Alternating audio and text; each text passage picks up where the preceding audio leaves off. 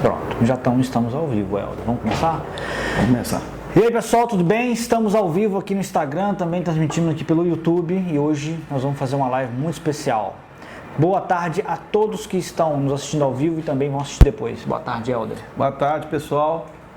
Muita satisfação, como sempre, toda quinta-feira estamos aqui para trazer para vocês algumas informações de muita importância para o dia a dia dos nossos clientes e, bem dizer, também das empresas, né? Claro.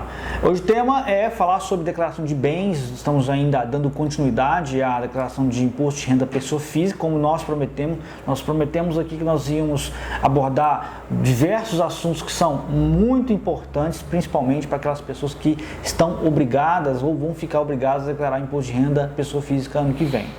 Só lembrando, semana passada fizemos uma live exclusiva sobre a declaração de imposto de renda para quem é microempreendedor individual. Então, se você não assistiu, assista, né? Volte lá no nosso Instagram e assista essa live, foi muito importante, né? Muito bom. Inclusive, essa questão que nós estamos abordando agora, sempre dizendo, Matheus, que nós não estamos dando explicações muito técnicas. Nós estamos tentando difundir para os clientes, os amigos, os nossos ouvintes, que ele tem que entender do processo do imposto de renda, da declaração de imposto de renda de pessoa física, para realmente poder tomar decisões no que se refere à compra de bens, né, e mesmo as aplicações, plano de previdência privada.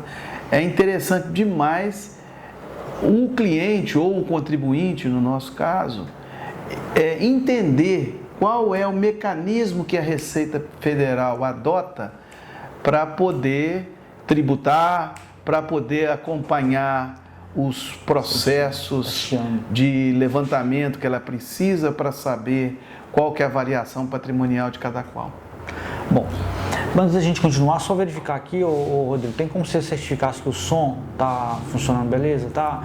Tem algumas pessoas que já estão aí informando que está sem som e está chiando. Obrigado, tá, gente? Que já nos avisou aqui antes da gente continuar. Será que deu para ouvir o que a gente já falou? A gente, se for o caso, a gente recomeça. Aqui no Instagram deu problema de som, mas aqui no YouTube tá ok. No YouTube tá ok. Temos que ver aí se já regularizou o som.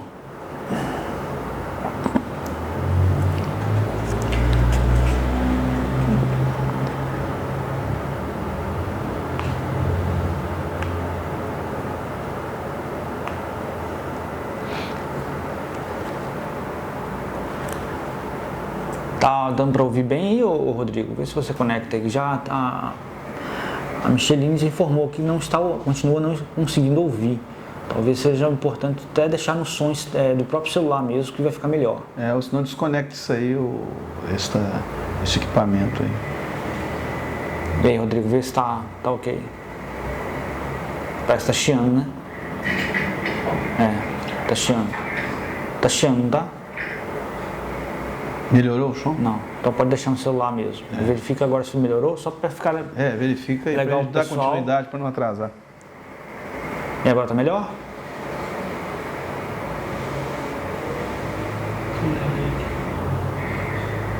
Tá bom? Som? Ficou, beleza? normalizou? Vou falar só um pouquinho mais alto para pegar aqui e ficar bom, tá, gente? Sim. Se continuar com algum problema, vocês nos avisem fazendo essa gentileza e obrigado por quem já nos avisou, tá bom? Micheline e Matheus. Vamos lá, vamos começar de novo. Boa tarde a todos. Nós vamos falar sobre declaração de bens hoje. O foco da nossa live é falar sobre declaração de bens. Ainda continuando sobre o tema da declaração de imposto de renda pessoa física. Na live de semana passada, nós falamos sobre a declaração de imposto de renda para quem tem MEI. Então, para quem tem microempreendedor individual ou conhece algum microempreendedor individual, ele pode estar obrigado ou pode ser benéfico para ele fazer a declaração de imposto de renda, né? E nós explicamos isso na última live. Então, se você conhece uma pessoa assim, indica a nossa live para ela. E se você é um MEI que deseja aprofundar os seus conhecimentos sobre isso, assista. Bom, Helder, o que nós vamos tratar em específico hoje? Declaração de imposto de renda, sobre declaração de bens. O que você separou para a gente? Bem, eu separei especificamente sobre declaração de bens, que é uma ficha dentro de todo o procedimento de toda a declaração de imposto de renda, quer dizer, uma ficha dentro da declaração de imposto de renda. Então, é uma questão de muita importância você declarar seus bens corretamente. A princípio, nós temos que entender isso. Por quê? Eu até separei aqui umas informações importantes para o contribuinte, para os clientes, que o que a Receita Federal busca?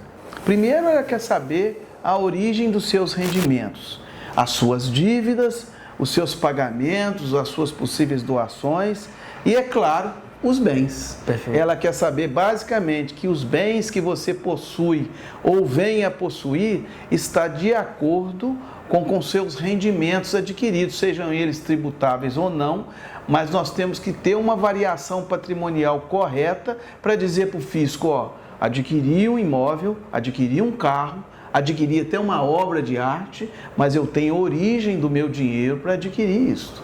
Então, as informações constantes das declarações de bens, elas são de crucial importância para que você não tenha problema com o fisco, com a Receita Federal. Então, para iniciar, quem está obrigado a declarar o imposto de renda, que nós já falamos em lives anteriores. Vamos recapitular então. Só recapitulando. É quem tem rendimentos tributáveis superior a R$ 28.559,70, quem tem rendimentos isentos superior a 40 mil, quem vendeu bens que gerou ganho de capital, né? Enfim, todo aquele arcabouço, né? E quem tem bens cuja soma dos valores ultrapassa 300 mil. Então, se você não está dentro dessas categorias de obrigatoriedade, você não tem bens inferior a 300, você tem bens inferior a 300 mil, você não teve rendimento suficiente, rendimento tributável, rendimento isento, dentro do patamar. Você está desobrigado. Mas vamos dizer assim, eu tenho bens cuja soma é inferior a 300 mil, mas estou obrigado porque eu tenho rendimento tributáveis superior. Rendimento tributável pode ser um salário, pode ser um prolabore, né? Bem lembrado. São e os exemplos de rendimentos tributáveis que se aplica a maior parte de nós, né? Então tem que ficar atento sobre isso. E os rendimentos isentos também, seguindo o seu raciocínio de explicação, são aqueles rendimentos oriundos de dividendos, de distribuição de lucro, enfim. Né? Perfeito. Mas houve uma pergunta aqui outro dia, e me disseram, Helder, eu não estou obrigado a declarar meus bens, porque os meus bens somados não atingem 300 mil. Uhum. Perfeito. Mas ele me fez a segunda indagação, mas eu estou obrigado porque o meu rendimento tributável durante o ano de 2021 foi de 50 mil. Uhum. Então, eu fiz a minha declaração, mas eu não declarei bens. Por quê? Porque meus bens somados não dão 300. Então, foi uma declaração feita equivocada, sugeri aí para fazer a correção, tem que fazer a análise de tudo. Por quê? Porque os 300 mil é a condição básica de soma de bens que você está isento. Porém, se você está obrigado a declarar, você tem que declarar seus bens. Bens que eu vou dizer aqui agora, o que é? Bens imóveis, veículos, aplicações financeiras, saldos bancários, tudo é bem. Perfeito. Tudo se constitui bem. Então, não pode misturar as coisas. Você está isento de declarar os bens cuja soma de 300 mil, está isento de declarar, se você não está sujeito às outras obrigações da Receita Federal. Exemplo, rendimento tributável superior a R$ 28.559,70. Perfeito. Então, o que a gente fez aqui durante a semana? A gente sabia que a gente ia programar essa live, sabia que é um tema importante e nós selecionamos aqui 7 perguntas que já chegaram para nós relacionadas a esse tema e nós vamos trazer aqui para a live para compartilhar com vocês, porque isso vai servir de esclarecimento.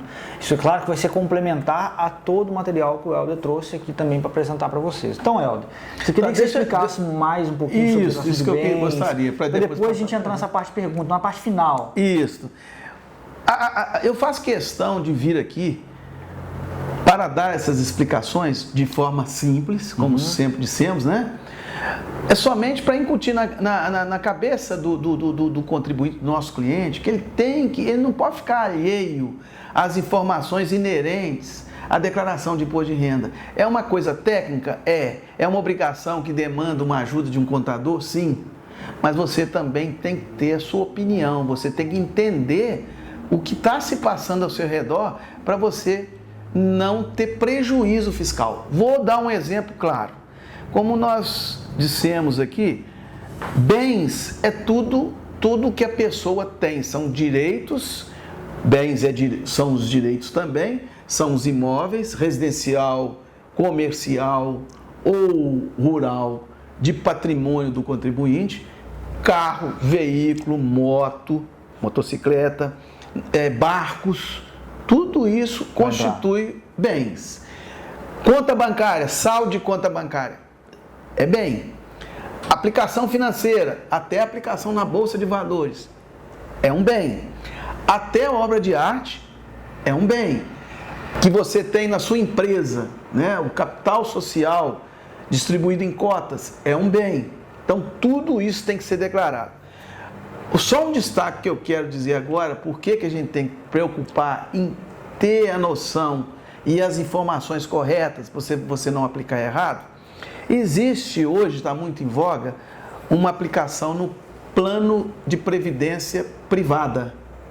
Então é muito comum os pais de família, aqueles que desejam ter uma aposentadoria, que não querem ficar refém muitas vezes da previdência social, das várias mudanças que a previdência tem tido. Então ele quer ter lá uma aposentadoria mais tranquila. Então o que ele faz? Ele investe. Então ele vai no banco ou vai na instituição financeira escolhida e explica para o gerente que quer fazer um plano de previdência privada. Só que não se preocupa em entender o conteúdo do plano de previdência privada, que nós temos a exemplo de dois. Temos o VGBL, que é o Plano Geral de Benefícios Livre, e temos o PGVL, que é o Plano Gerador de Benefício Livre. Tudo é um plano de previdência privada, só que para efeito fiscal ele tem diferença. Por quê? O VGBL você vai lançar normalmente na declaração de bens, como eu havia dito anteriormente, aplicações financeiras, saldos bancários, tudo isso constitui valores de bens que pertencem ao contribuinte, então tem que ser lançado na declaração de bens. Perfeito. Como é que é lançado na declaração de bens? A cada ano que você paga os valores correspondentes ao VGBL, você vai aumentando o saldo do bem. Tá. Porque na declaração de bens, eu e o Matheus vamos ver isso lá na frente, você, por exemplo, móveis, carros, né, exemplo de carros, de terrenos, ele é lançado pelo valor da compra. Isso. Ele não é corrigido anualmente. Como algumas pessoas pensam. Como algumas pessoas pensam. Porque lá na parte de declaração de bens, na ficha de declaração de bens, você declara o histórico do bens, a discriminação, e tem a base de cálculo do ano que você declarou no ano anterior e no ano posterior em curso. Vamos dizer no nosso caso agora, nós estamos em 2022, então nós informamos em 2022 a movimentação que houve entre 2020 e 2021. Perfeito. Então vamos dizer, você comprou um terreno lá em 2020 por 10 mil. Então você vai declarar que comprou por 10 mil lá na coluna de 2020. E ele vai permanecer, se você não vendeu, na coluna de 2021. O que não acontece com o VGBL. O VGBL ele vai alterando os valores à medida que você vai pagando, vai contribuindo lá de acordo com o plano que você escolheu. Isso é o VGBL. Mas existe o PGVL. O PGVL também é um plano de previdência privada, mas a apuração dele é diferente. Por quê?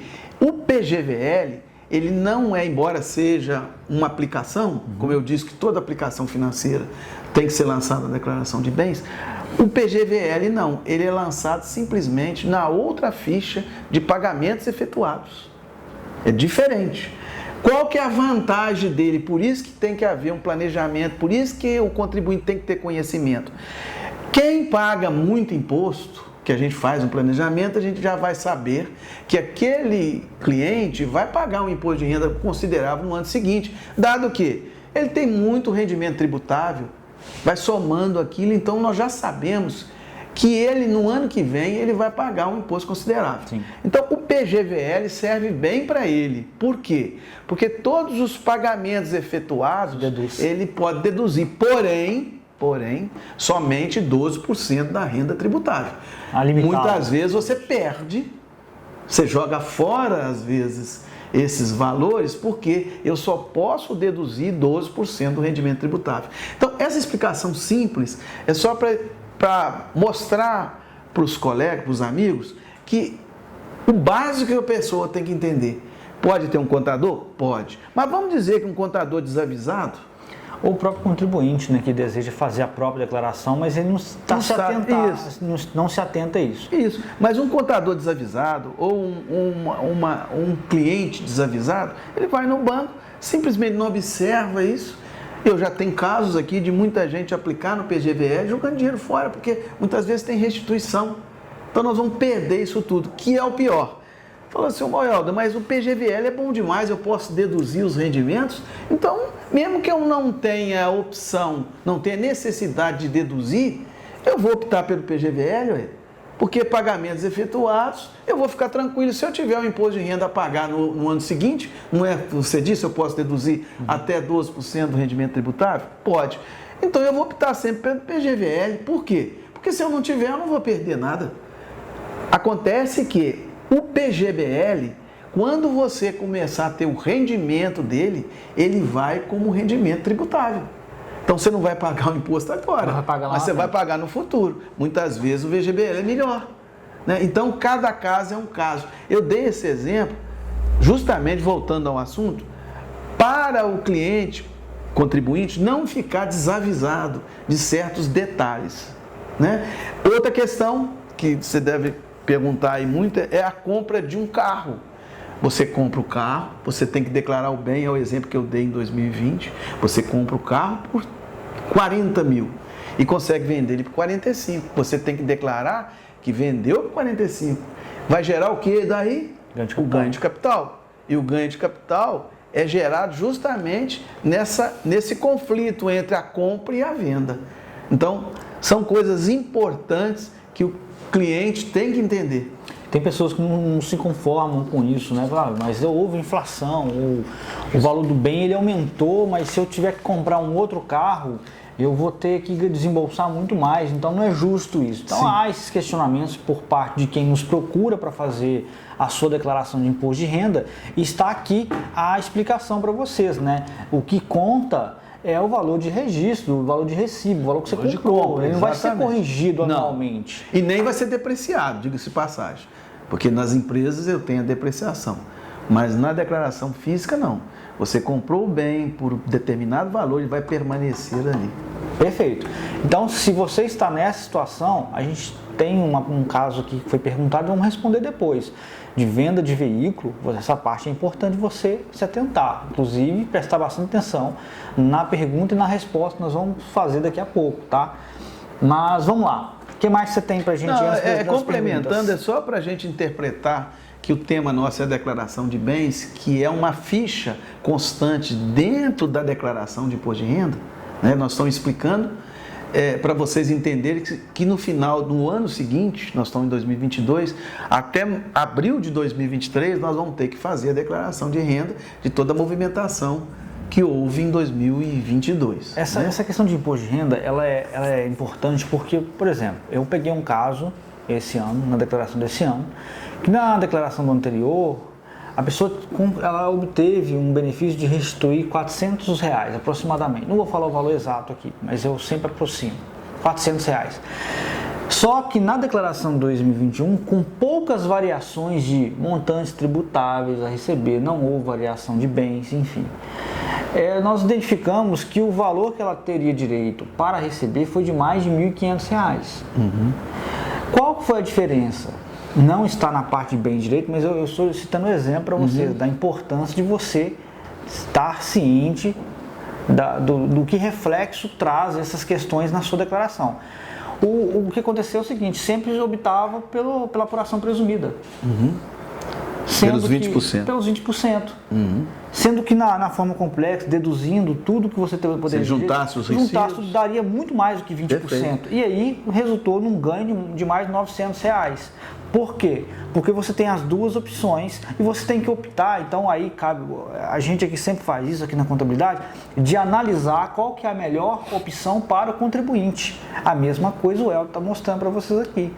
Às vezes tem essa questão de bem direito, eu quero saber se eu vou ter que pagar ou não o imposto de renda. Não é bem assim. Você tem que cuidar também de como é que você está informando a sua evolução patrimonial. Porque chega numa hora ou outra, você precisa registrar aquilo. Aí, nossa senhora, vai dar um ganho de capital enorme, o que eu fiz, o que eu tinha que ter feito? Bom, você não acompanhou esses detalhes, são detalhes que são, em algumas partes, coisas mais técnicas, mas é por isso que você precisa procurar, nesses casos, um profissional para te orientar, da forma como nós estamos fazendo aqui, né? Sim. Então vamos lá. Eu sempre digo assim, como originam os bens? A gente pergunta, como originam os bens? Olhando pelo lado físico. Isso é outra coisa importante. Como originam?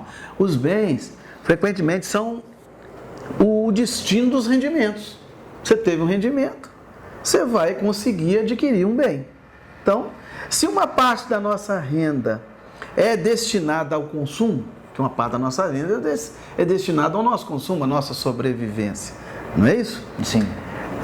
A outra parte, logicamente, é um valor que você tem à disposição que sobrou das suas rendas. Então, esse é o seu patrimônio, né? Então, o patrimônio nada mais é do que a diferença entre seus gastos pessoais, né, as suas necessidades, né, como ser humano, e a sobra.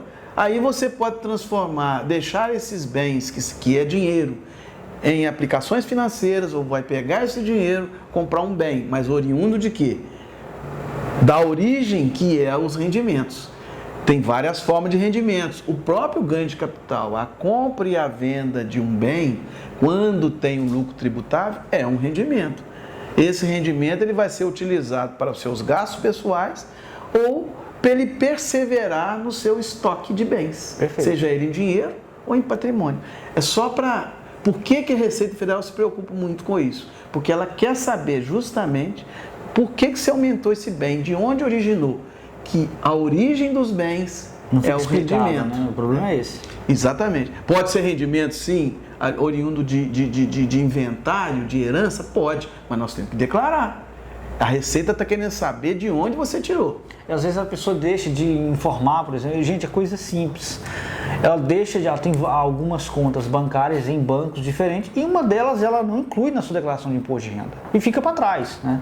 Isso fica esquecido. Esse é uma coisa tão simples, mas é a origem de um problema que ela pode ter lá na frente, né? Isso. Que a Receita consegue cruzar essas informações. Se uma pessoa teve um rendimento representativo em um determinado ano e emprestou esse dinheiro para um terceiro, ou para um amigo, ou visando mesmo receber juros, né, ou para atender, fez um contrato de mútuo, ele tirou o dinheiro da pessoa física dele, da conta bancária, cuja origem foram os rendimentos, e ele emprestou determinado valor. O valor emprestado é um bem, é um direito. Então você tem que declarar no imposto de renda que você emprestou o dinheiro para o fulano de tal, CPF número tal, né? Conforme contrato de mútuo, que normalmente faz um contrato de mútuo para garantir a operação. Então, isso vai para a declaração de bens. Quando ele pagar, você vai dar baixa na declaração de bens e o rendimento, que é os juros que você cobrou, é tributável. Entendeu? Então, muitas vezes emprestam, às vezes a pessoa não paga, muitas vezes já aconteceu isso, não paga, e você não demonstra aí a origem dos bens, você não tem nem como executar, às vezes, conforme a garantia que dá. Fica sem contrato. Mas de toda forma ele está ferindo aqui. Se ele emprestou, ele tirou da conta bancária dele, não é gasto pessoal. Esse bem vai voltar, esse dinheiro vai voltar, tem que declarar na declaração. Essa é a forma certa, porque existe uma tributação em cima desse rendimento. Só que a gente sabe que na prática, quem faz isso no dia a dia, acaba emprestando em dinheiro físico. Informalmente. Aí não recebe em dinheiro também, não deixa depositar na conta bancária, tudo isso para fugir da Receita Federal. A gente sabe que esses caminhos de fuga estão sempre se encurtando, né? E você fica fechado, porque chega um momento que você não consegue justificar, por exemplo, a compra de um apartamento. Você não consegue justificar a compra de um terreno. Você não consegue justificar a compra de um carro. Por quê? Porque você não tem nas suas declarações anteriores, se já obrigado a informar, essa evolução, esse dinheiro para você apresentar. Essa eu comprei cadência, um imóvel né? de 300 mil Essa reais. cadência. De onde é que veio o dinheiro? Essa cadência. Se você sempre esteve obrigado a declarar imposto de renda, de onde de um ano para o outro você teve uma evolução para você poder comprar um apartamento de 300 mil reais? Então, esse cruzamento a Receita faz tranquilamente. Por essa razão, vamos dizer assim, um dinheiro emprestado, ele é importante demais você declarar na declaração de bens, porque se você não declarar, o governo vai entender que vai ser gastos pessoais, porque você tirou o dinheiro para emprestar e você não declarou que tinha um direito a receber e depois recebe, esse rendimento vai ficar desobstruído, vai ficar irregular. Por quê? Porque você emprestou o dinheiro e não declarou que emprestou. Então o governo entendeu que naquele ano foi um gasto excessivo, você foi para Nova York, uma viagem grande, você gastou o dinheiro. Beleza, não tem problema, é um direito, o governo não controla os seus gastos, mas controla o seu rendimento. Aí você vai me aparecer com esse dinheiro lá na frente, que é a origem que ele deu. Aí você vai me explicar que foi emprestado, por que você não declarou anteriormente que emprestou? Outra questão muito corrente, Matheus, para entrar nas perguntas, que eu enumerei aqui, que a gente vê muito erro, é quando o cliente compra o bem num ano e vende dentro do ano. É muito comum isso aqui. Às vezes você comprou um lote de terreno, comprou num ano e vendeu dentro do ano. Você tem que declarar. Você declara, discrimina o bem. Outra questão, a discriminação dos bens, né? Que nós estamos evoluindo na nossa conversa. Quando você declara um terreno, você tem que declarar um terreno, o número do registro dele no cartório de registro de imóvel, o número do IPTU, o endereço direitinho, de quem que você comprou, o CPF de quem comprou, lá na coluna discriminação. E você vai lançar no ano correspondente à sua compra. Vamos dizer, no nosso caso agora 2022, vamos dizer que eu tenha comprado um terreno lá em janeiro de 2022. Eu vou discriminar na ficha de declaração de bens os detalhes do bem, vou lançar que comprei em 2022. O valor que eu passei na escritura. Eventualmente eu cheguei em dezembro e vendi esse próprio bem. Então, quando eu for fazer a declaração, eu não vou discriminar esses valores nas colunas 2022 e 2023, no caso do exemplo. Mas eu vou declarar que adquiri e vou declarar que vendi. E que é pior, às vezes você declara que comprou o bem por 40 mil e vende dentro do ano o bem por 50. Então, você não vai declarar nas discriminações dos anos, mas você vai pagar até o ganho de capital. Então, comprou o bem e vendeu dentro do ano, que seja carro, tem que dar entrada nele. E se você comprou e vendeu dentro do ano, você não declara lá nas colunas os valores, mas você tem que cumprir as outras obrigações. Certo? É muito comum isso e isso é normal de acontecer. Normal. Outra questão que não sei se faz parte da pergunta que eu queria só deixar aqui, eu estou falando mais rápido para a gente poder... E até para eu chegar numa conclusão final dos índices que eu previ para hoje aqui. No caso dos bens, nós citamos aí, faz parte do rol de informações da declaração de bens, a compra de imóveis. Então você bem disse aí que os imóveis têm que ser declarados pelo valor da compra, pelo valor que consta da escritura, né? E é certo, você vai comprar o bem e vai lançar. Ele não é corrigido de acordo com o mercado. Chega no ano seguinte, você vai manter o valor dos bens, do valor do bem nas colunas de cada ano em que você naturalmente vai fazer as declarações nos anos futuros, certo? Só que, aí me perguntam, e quando eu faço uma reforma no imóvel? Quando você faz uma reforma no bem ou constrói uma casa num lote, você obrigatoriamente tem que declarar. No caso da construção, é uma construção, você tem que construir, você tem que lançar na coluna do ano correspondente que você investiu na construção, os valores dispendidos ali. Somente tem que alertar que todos os valores gastos na construção da casa, nas benfeitorias, devem ser arquivados por 5 anos, que é o tempo prescricional. E os documentos são nota fiscal, folha de pagamento de rescisão de contrato de pedreiro, no caso de obra, né? compra de pagamento de transporte, pagamento de material de construção, tudo com nota fiscal direitinho, armazenado ali. Por quê? Porque quando você declara que comprou um bem e você construiu uma casa, primeiramente você tem que ter os recursos que eu falei anteriormente para fazer essa casa. Recursos comprovados. Seriam através dos seus rendimentos. Naturalmente, esse dinheiro vai estar à sua disposição no ano anterior, lá na sua declaração de bens do ano anterior. Certo? Então, com o seu rendimento, você vai pagando, acumulou um determinado valor, ou você pega parte do seu rendimento que está sobrando e ajuda na construção. Mas a Receita vai fazer essa variação. Se você comprou um bem por 50 e você gastou 50, o seu bem de 50 vai passar para 100, mas oriundo de recursos adquiridos de rendimentos ou que estão estacionados em declarações anteriores, certo? Aí você vai pegar, no caso da casa, vai construir, vai requerer o alvará de habites na prefeitura, vai fazer a verbação no registro de imóveis e pronto, a sua declaração está feita certinha. Sua casa, seu lote que era 100, você gastou mais 100, ficou o imóvel por 200, você vender por 300, lá na frente, você vai pagar o ganho de capital e declarar o imposto de renda. Declarar o imposto de renda. Então, essa diferença tem que ser observada. Outra questão muito séria é com relação às benfeitorias, que às vezes você não construiu a casa, você reformou o seu imóvel.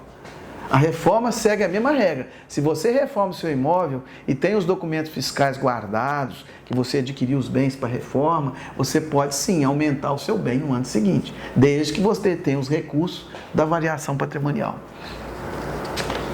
Perfeito? Vamos entrar nas perguntas e respostas que o pessoal mandou para a gente? Vamos lá. Eu acho que eu quis exprimir de maneira geral, né, Matheus? Você me corrige, claro. Porque são temas complexos, porque a gente não pode entrar muito na área técnica, porque senão não vamos ficar enfadonho aqui. O objetivo nosso é levar esclarecer para quem não é contador, para quem é cliente da Concor, para quem é seguidor do Instagram, inscrito no nosso canal do YouTube, como é que funciona a declaração de imposto de renda e a importância de você fazer o correto preenchimento da parte de declaração de bens, como o Helder bem explicou aqui em diversos exemplos que ele já citou. Sim. Agora a gente vai fazer o seguinte, nós temos aqui as nossas perguntas, são apenas 7 que eu coloquei aqui. Eu vou perguntar para o Helder. Inclusive, são várias perguntas que tem ali, nós vamos selecionar essas perguntas para responder depois. Né? Sim, claro, quem tiver perguntas aí pode deixar no nosso Instagram aí, que as pessoas estão comentando, e aqui no YouTube também, tá? Que a gente se não responder ao vivo, responderemos depois. Eu acho que nós temos que fazer uma live depois. Qualquer coisa pode mandar no direct também, que eu vou lendo aqui. Beleza, beleza. No direct. Mas depois, Matheus, eu queria sugerir, não sei se a gente vai ter condição de fazer isso, porque são muitas as perguntas. Às vezes fazer uma live específica só para responder pergunta naquele momento lá. Mas vamos ver se a gente consegue fazer isso. Claro. E, gente, só um detalhe, tá? Agradecer quem está assistindo nossas lives aí, os nossos vídeos. As pessoas nos comentam com a gente na rua, elogiando aí a iniciativa que nós tomamos aqui na Concor, então nós estamos muito gratos com isso, com a participação de vocês, com a avaliação de vocês, também com os feedbacks que nós recebemos, nós estamos sempre procurando melhorar as nossas lives. A gente já tem até temas que a gente está sempre programando para falar, por exemplo, nós temos que falar agora que em dezembro, sobre o fechamento do ano, né? Um exercício que se encerra para as empresas, e, né, que as empresas, tem empresas que conseguiram progredir, outras passaram por um momento mais difícil, e nós estamos num momento de fechamento de balanço. Então são coisas que a gente vai abordar em lives futuras e são sugestões que vêm de vocês. Então, meu muito obrigado. Agora a gente vai falar sobre as perguntas. Sim. E o Helder vai dar a sua resposta, que aí quem tiver a dúvida e for pertinente ao seu caso, anote, tá? Para você já se preparar para fazer o correto preenchimento da sua declaração de 2023. Helder, primeira pergunta. Tenho bens que adquiri há muitos anos e hoje valem mais de 300 mil reais. Devo declarar imposto de renda por conta disso? Então, foi o que nós iniciamos a nossa conversa. Os bens, eles são declarados pelo valor de compra. Se o valor de compra não der 300 mil, você está isento de declarar, salvo se você não tiver outras obrigações inerentes, tipo rendimento tributável superior a 28 mil, etc. Então, você não pode basear seus bens pelo valor de mercado atual. Isso é isso que o cliente imaginou. Pela pergunta, sim. Isso. Então ele tem que imaginar, ele tem que verificar quando que foi adquirido, por quanto foi adquirido o bem. Se ele foi adquirido originariamente e cuja soma original não ultrapassa 300, ele vai estar isento. Certo? Então você não fica obrigado, viu, a declarar. Outros rendimentos lá, né? Não fique Aí sim ele vai ficar obrigado a declarar o bem dele, mas também pelo valor original, nunca pelo valor de mercado. As outras hipóteses que podem te fazer ficar obrigado a declarar imposto de renda, a gente detalhou bastante na aula passada, viu? Inclusive falando sobre quem recebeu auxílio emergencial, que aí o limite de rendimento tributável é menor. Então assista. Segunda pergunta, Helder. Fiz reforma no meu imóvel com construção de varanda. Isso deve ser declarado no imposto de renda? Sim. Parece que essa pessoa que já faz a declaração, esse imóvel, aparentemente pela pergunta, já está declarado e ele quer saber se a construção da varanda deve ser informado. Sim, não só deve, como é obrigado. Por quê? Porque é como eu disse, ele tirou dos rendimentos dele, que ele adquiriu através do tempo, ele conseguiu juntar um determinado valor, mesmo via financiamento, né? Ele quis fazer uma varanda, ele foi lá, fez a reforma da varanda e vai ser agregada ao bem. Entretanto, é aquilo que nós estamos batendo na tecla. Eu preciso de comprovar na Receita, mediante documento, que essa reforma foi feita e de onde que eu adquiri os materiais, tudo com documento fiscal, para comprovar como que foi feita a operação. Perfeito. Anotado, gente? Então vamos seguindo para a nossa terceira pergunta. Helder, comprei um carro há 5 anos por 40 mil reais. Vendi ele agora por 50 mil reais. Devo declarar imposto de renda? Esse caso aqui é o que eu citei, né? Porque a pessoa ficou meio... mas teve inflação, eu não consigo comprar outro carro com esse dinheiro. Então a gente sempre acaba perdendo. Eu devo declarar imposto de renda por conta disso? Pois é, isso aí é uma coisa que a gente deve fazer uma análise pela declaração dela, né? Aí, o fato dela ter adquirido um carro por 40 mil está abaixo de 300. Então, ela estaria realmente isenta pela de declarar, pela aquisição do veículo. Então, ela não estava obrigada. Porém, como pelo exemplo, ela vendeu um carro por 40 mil. Ela vendeu por 50. Superior a 35 mil, que é o limite de isenção do ganho de capital. O problema está no ganho. Se ela tem um ganho de capital, ela tem que declarar agora. Ela pode, se ela está isenta na época, porque ela não tem bens cuja soma deu 300 mil, ela não obteve rendimento tributável de 559,70 na época, há de se verificar se não houve 28.559. Se ela não recebeu 40 mil, então há de se verificar se na época ela estava realmente isenta de declarar. Mas se assim estivesse, como ela vendeu bem agora e ela foi objeto de ganho de capital, ela vai ter que declarar agora. E também verificar a apuração do imposto de renda pagada. Aí fazer o GCAP, né, o chamado GCAP, apurar o imposto, o ganho de capital, que naturalmente, pelo exemplo, ela vai ter. Sim. Vai ter que pagar o valor de 15%, é 15%, gente, mas ele é progressivo. Mas, via de regra, a maioria é 15% do lucro financeiro que obteve entre a compra do carro, no exemplo, de 40 e a venda de 50. Então, muito cuidado na hora de preencher o recibo, tá? Na venda do veículo. Se atente a isso. Então, se você tem um contador, uma contadora, você liga para ela. Você liga para ele e peça para que o acompanhe e o oriente nesse momento. Depois de assinado o recibo e feita a transação, há de se apurar se houve ganho de capital ou não, e se houver, como esse caso, tem que tanto declarar o imposto de renda como pagar. Sim. Pergunta número 4. Helder, comprei um imóvel pela Caixa. Paguei uma entrada de 20 mil, mais 12 parcelas. Fico obrigado a declarar imposto de renda por conta disso? Sim.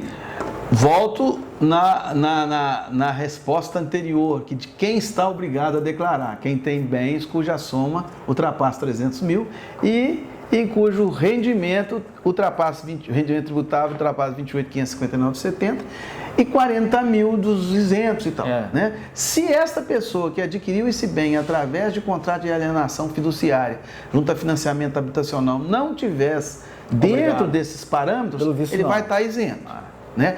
Porém, se ele tiver dentro de algum parâmetro desse, ele já passa a ser obrigado a declarar a operação de compra que ele fez. Então a resposta para essa pergunta é não. Não está obrigado a declarar por conta desse fato. Só desse fato não, se ele não tiver os outros parênteses, né? Agora, só para complementar, Matheus, vamos dizer que ele adquiriu e ele, na pergunta dele, ele falou assim, mas eu esqueci de falar que eu tive um rendimento no ano de 30 mil. Tá. Então ele vai estar obrigado. Tá. Ele estando obrigado por causa do tributável. rendimento tributável, né? Ele estando obrigado pelo rendimento tributável, ele vai ser obrigado a declarar o bem. Muita gente também não sabe declarar esse bem corretamente, Matheus. O bem oriundo de financiamento habitacional. Quando você adquire o bem lá, junto à Caixa Econômica Federal, que seja, você dá uma entrada no bem para a pessoa que está te vendendo, né? E você contrai um financiamento que você vai pagar parcelas mensais. Então, como você tem que fazer na declaração de bens? Você lança lá a parcela que você pagou à vista, pelo valor da parcela, aí não envolve o valor que está na escritura lá do contrato de alienação fiduciária, envolve o que você efetivamente pagou.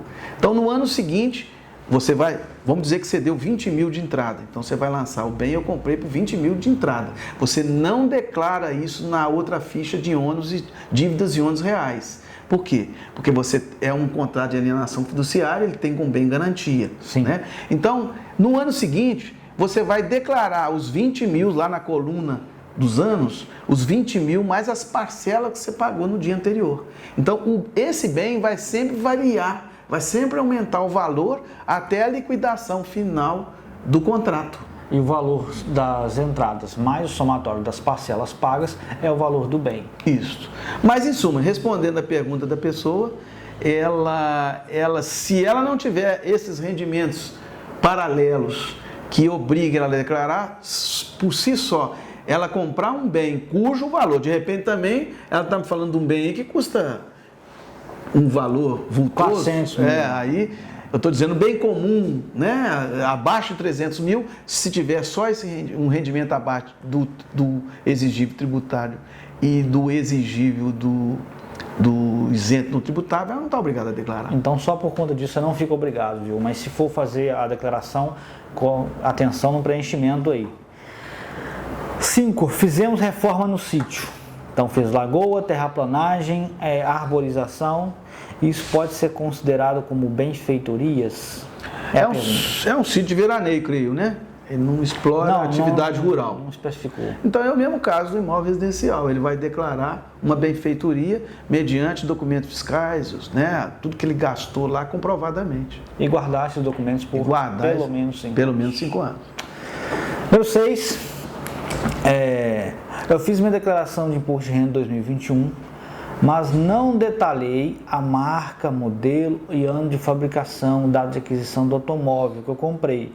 Seria importante retificar essa declaração? Na minha ótica, sim. Muita gente, vamos dizer assim, mesquinharia isso, não precisa disso, mas na minha ótica ele poderia alterar a declaração, que é um direito que ele tem de fazer, direito que ele tem, e é simples, ele vai simplesmente solicitar junto ao aplicativo mesmo do programa da Receita Federal, faz uma retificadora e ajusta, para ele não ter consequência, porque tudo que você faz antes do fisco verificar é benéfico para você. De acordo com a lei, você tem que discriminar os bens. Se você não discrimina, a sugestão é que você faça a correção. Não vai pagar imposto, você não vai ser penalizado. Capricha aí na discriminação desses bens que você anda lançando, tá? Com um histórico bem feito, da forma como nós trouxemos aqui na live. E se você fez dessa forma, que orientação é que você retifica, não vai pagar nada por isso, tem direito de fazer a hora que você quiser, até o momento. Bom, o importante é você fazer isso na Receita chegar, antes de você, né? Agora, a Receita vai te fiscalizar pela falta de um lançamento, de um endereço correto, de um imóvel. Retifica. Não quer dizer que a Receita vai te fiscalizar só por conta disso, ou que você vai ser multado por conta disso, não. Mas ela pode chegar até você por outras situações e te solicitar, apresentar documentos referente a esse imóvel para ela não estar bem discriminado, né? Então ela não vai reconhecer isso e esse bem pode pedir sim uma notificação contra você, que você apresente a retificadora para corrigir esse erro. Então faça isso antes, que aí você... Inclusive essa pessoa, ela mesma deve fazer a declaração de renda dela. Possivelmente. Né? Então, Porque... e quando a Receita notifica, você tem um prazo para poder retificar, né? Você faz agora, você não tem essa cobrança em cima de você. Retificar a declaração é muito importante você se ater, porque quando você retifica e coloca, e na retificação você ajusta para o correto procedimento, você está se autoprotegendo. Para proteção própria, né? A última pergunta aqui, ó. Meus 2 imóveis eu declarei com valor incorreto numa declaração de imposto de renda 2019. E desde então venho trazendo esse erro para as declarações seguintes. O que devo fazer para corrigir? Então já sabe que já sentiu que precisa corrigir, né? Retificação. Entretanto, nesse caso do exemplo aí, tem que ter cuidado. Porque você declarou lá em 2019, que foi o exemplo dela, né? Declarou um bem lá que foi adquirido por exemplo... Ela foi incorreta, mas aqui não está especificado se foi a mais ou se foi a menos. Se for a mais. Se for a mais é o problema. Porque aí nós temos que adequar naquela chamada variação patrimonial. Ela tinha um recurso para adquirir o bem nos termos que ela enganou. Vamos dizer que ela declarou o bem aí por 50 mil, mas na verdade ela comprou por 150. Ela vai corrigir agora que tem que ser corrigido. Mas ela tinha esse recurso lá para comprar? Creio que tinha, né? Aí retifica a declaração pelo geral. Mas não tem dúvida que aí é retificação. Porque quando ela for vender esse bem, quando ocorrer qualquer evento desse bem, vai ser chamado dessa forma. Então, perfeito.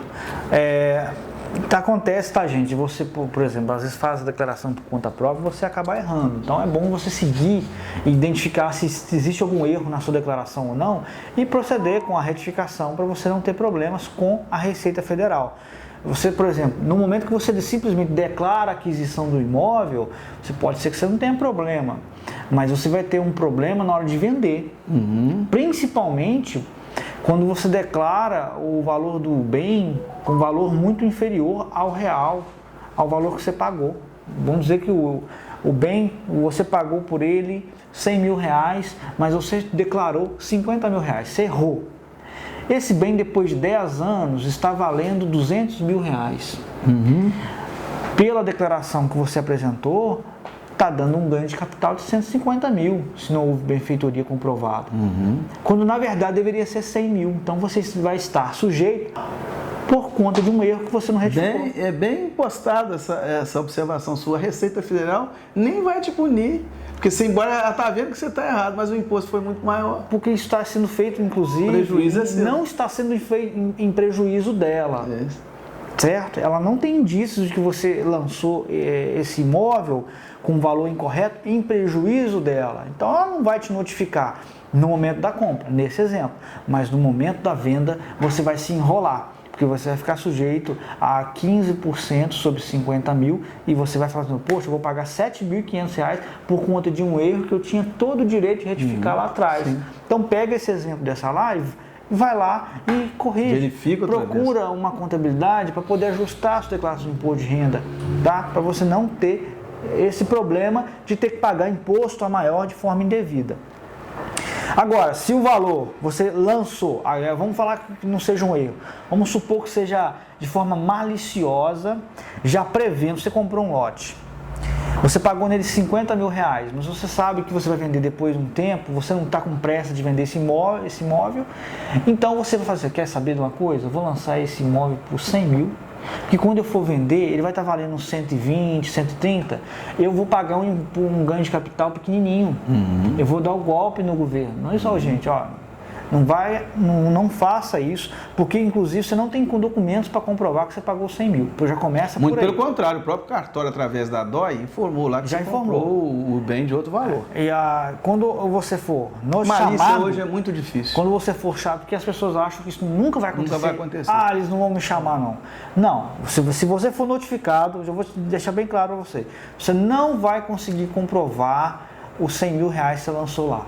Então você vai ter que retificar a declaração e, por ocasião da venda desse imóvel, pagar o ganho de capital em cima daquilo que é devido. Tá? Que vai ser notificado. Além de que, aí é outro, porque a gente tem experiência nisso, a gente sabe.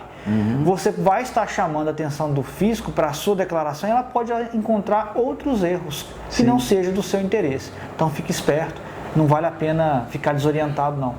Agora, gente, para complementar, eu acho que nós já estamos no final, né? Já estamos com uma live de 50 minutos, de 45 minutos. Vamos terminar agora, mas voltando à questão da ficha de declaração de bens, como eu disse, você tem que declarar o bem móveis e imóveis, já relatei, e tem que declarar as aplicações financeiras. Nós dissemos, e os saldos bancários, aplicações financeiras, nós dissemos anteriormente que o bem, por exemplo, a compra de um carro, a compra de um terreno, de uma casa, ele é declarado pelo valor da compra que você transmitiu a escritura. Então ele fica fixo lá.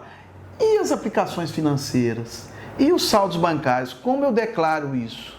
Você declara a cada ano baseado no saldo do dia 31 de dezembro de cada ano.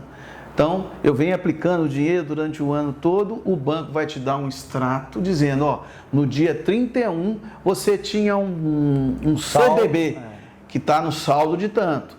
Você tinha um FDC que está no saldo de tanto.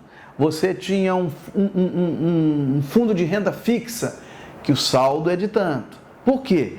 Porque o governo vai saber todos os rendimentos que você tem oriundo dessas aplicações, elas são tributados ou exclusivos na fonte. Sim. Ele vai saber qual que foram os rendimentos que você teve para você chegar nesse saldo, que você chegou no final do dia 31.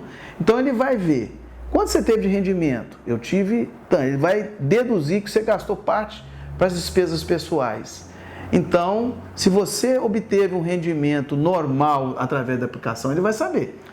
Só que se às vezes você omitiu um CDB, por exemplo, no ano anterior, se você lançar sem corrigir a declaração, Receita, opa, esse CDB aqui não tinha, de onde que você tirou o dinheiro para aplicar aqui? Entendeu? Então tem que ter muito cuidado. Então, bens imóveis, móveis, são lançados pelo valor de compra. Já as aplicações financeiras, ela é rotativa, ele é lançado pelo saldo do dia 31/12. E é uma forma da Receita comparar também, ter um lastro, né? Porque você vai lançar, por exemplo, você tem uma conta poupança, no dia 31 de dezembro você tem lá, por exemplo, nela, R$20 mil. Aí o rendimento da conta poupança é isento.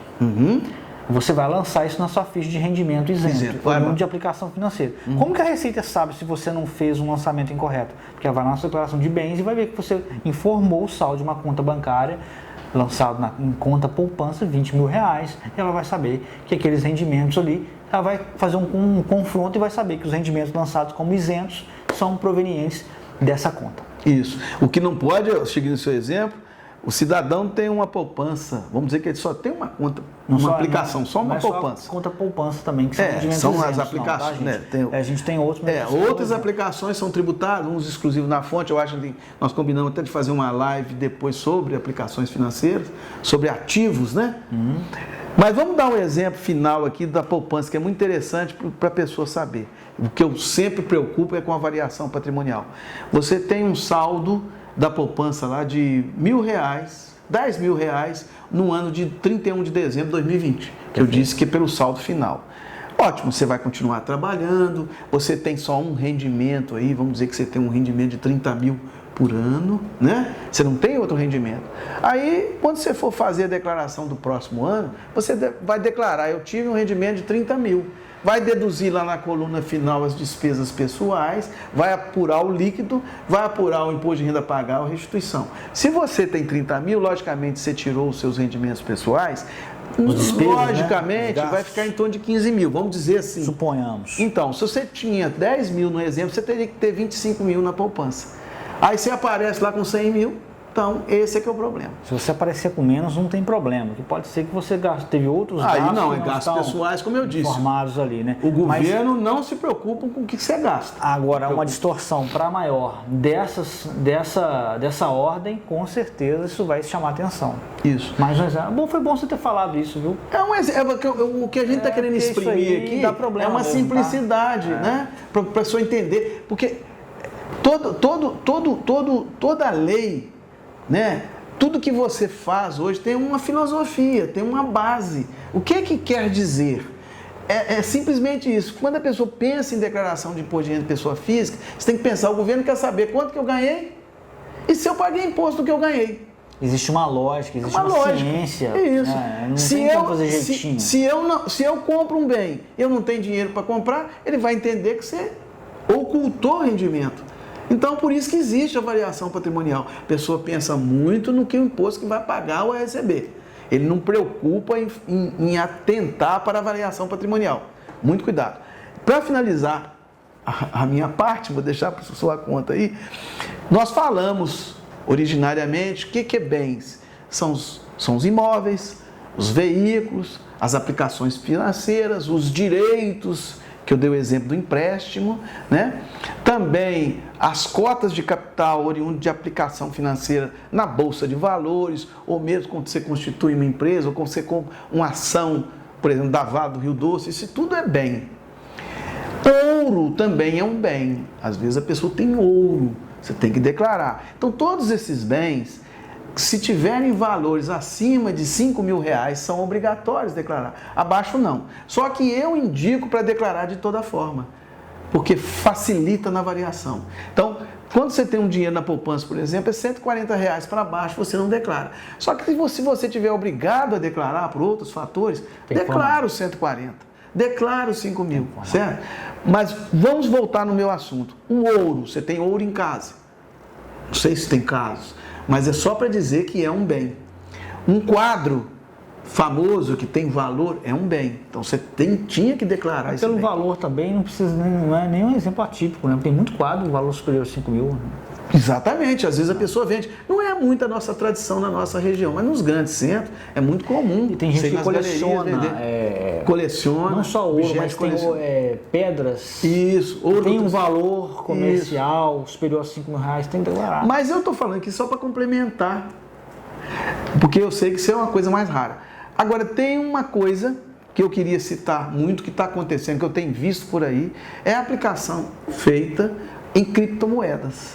Então as pessoas estão comprando Bitcoin, a torta de direito, Ether, tem uns nomes até diferentes. Ethereum. É uma coisa nesse sentido. Ethereum mesmo, né? Ethereum. Então, Desculpa, nós erramos aqui. Ethereum, Bitcoin, Ethereum. Vamos pegar no Bitcoin, que é o mais comum que a gente vê falar por aí.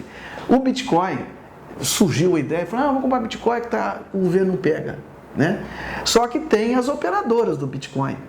Agora tem as operadoras, né? Então, é o mesmo caso. Quem tem criptomoeda, se for superior a 5.000, é obrigado a declarar.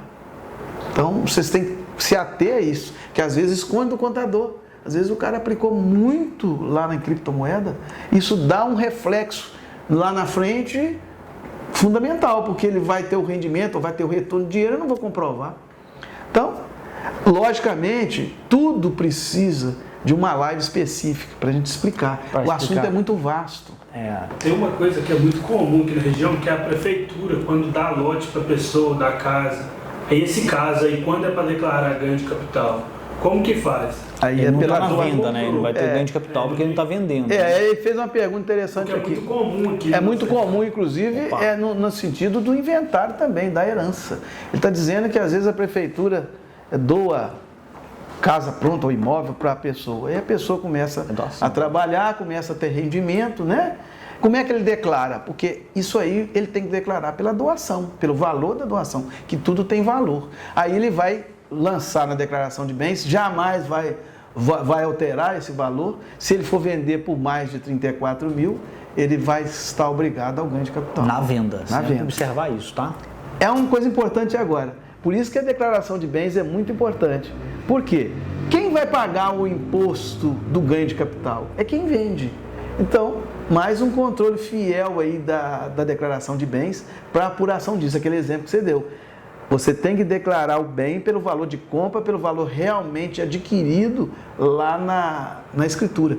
Outra coisa interessante, só para terminar que a gente vai lembrando, é muito comum, hoje em dia menos, mas antigamente a pessoa comprava o bem com uma escritura baixa. Não, vou baixar minha escritura que eu não tenho.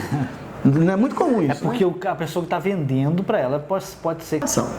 E segundo, para quem comprou o bem subfaturado, quando ele for vender, Vai o ser ganho de capital dele vai ser muito maior. Vai ser prejudicado. É vantagem isso?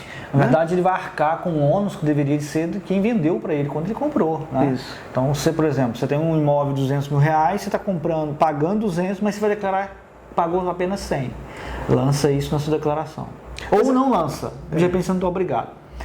Então, esses 100 mil aí que ficou desacobertado, sem lançar, quem teria que ter pago, se houvesse um ganho de capital, era quem vendeu para você. Você Sim. não teria que pagar nem R$1 sobre isso. Você concorda? Concordo, mas tem muitos casos, Matheus, que o próprio comprador ele não tem lastro na declaração para comprar o bem naquele valor. Ele vai ter que Aí pagar. ele pede para reduzir. Às vezes, muitas vezes, o vendedor não está querendo reduzir. Não, eu entendi. Eu estou dizendo um exemplo para você ficar ciente que quem, como você disse, quem paga o imposto do ganho de capital é quem vende. Quem vende. Então, nesse exemplo que eu citei, você está tentando, achando que vai ajudar a pessoa que está te vendendo, mas você vai ser prejudicado na hora que você Sim. for vender, se houver essa venda. Mas se houver, você vai acabar pagando ganho de capital sobre uma parcela que era devida por ele. Mas como o valor do bem foi registrado por um valor bem menor do real, você fica sujeito ao ganho de capital. Sim, é isso. Bom, eu acho que essa live nós batemos aqui uns 15 temas aqui. Isso, a gente fica ansioso por saber se houve boa aceitação, se a explicação foi relevante, né? A pessoa mesmo realmente entendeu. A preocupação nossa é essa. Claro, né? com certeza. A gente traz exemplos justamente pensando em quem está nos ouvindo aqui. Pessoal, antes da gente encerrar, fazer um lembrete, a gente vai entrar de férias coletivas esse mês, tá? Concor, né? Dia 21, a Concor vai entrar de férias coletivas. Então, todas as demandas dos nossos clientes, aí já fiquem cientes, vocês devem tratar com a gente até essa data, porque depois a gente entra de férias e aí a gente não quer deixar você desavisado. Então, Mas as nossas lives não vamos fazer, né, Matheus? As lives nós vamos fazer, então nós vamos estar nos encontrando aqui, só não haverá expediente para atendimento de vocês, tá bom? Então, no mais, eu quero agradecer a presença de vocês, quero agradecer de quem participou, de quem deu aí os feedbacks a respeito do áudio, de quem nos assiste no YouTube também. E convidá-los para se inscrever no nosso canal do YouTube e para nos seguir no nosso Instagram. Nosso Instagram está só dobrando o engajamento graças à colaboração de vocês, tá bom? Muito obrigado e até quinta-feira que vem. Abraço, pessoal. Deu 1 hora, deu uns 55 minutos.